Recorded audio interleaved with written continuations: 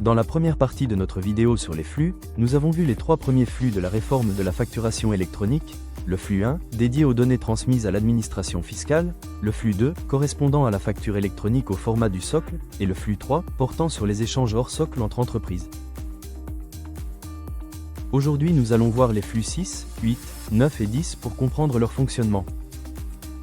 Le flux 6 permettra à chacun des acteurs du dispositif de suivre l'évolution des traitements des factures depuis leur dépôt jusqu'à leur encaissement.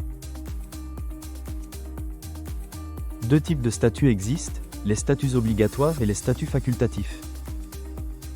Les statuts obligatoires seront remontés au portail public de facturation, PPF, et sont au nombre de 4, déposés, rejetés, refusés et encaissés. Les statuts facultatifs quant à eux transiteront entre plateformes agréées, acheteurs et fournisseurs. Flux 8 et 9, les opérations internationales et B2C.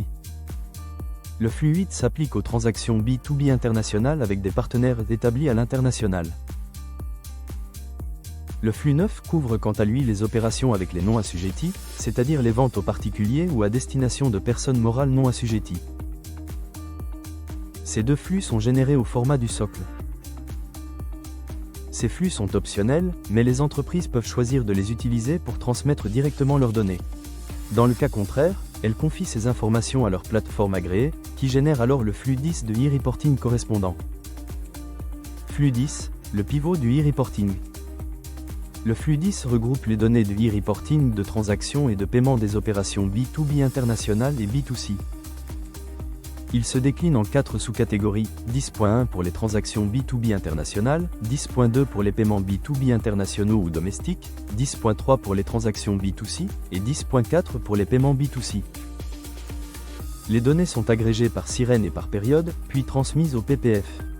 Ce mécanisme permet à l'administration de suivre en continu les opérations qui ne passent pas toujours par une facture structurée, comme certaines ventes au détail.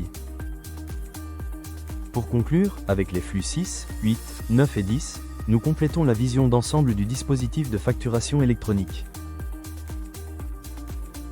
En résumé, le flux 6 assure le suivi du cycle de vie des factures, du dépôt à l'encaissement.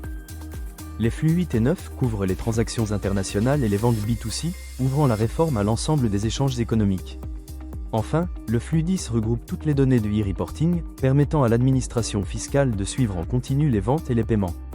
Ensemble, ces flux garantissent traçabilité, transparence et conformité, tout en accompagnant les entreprises vers une facturation électronique complète et sécurisée. Préparez le futur de la facture électronique avec Cegedim Business Services.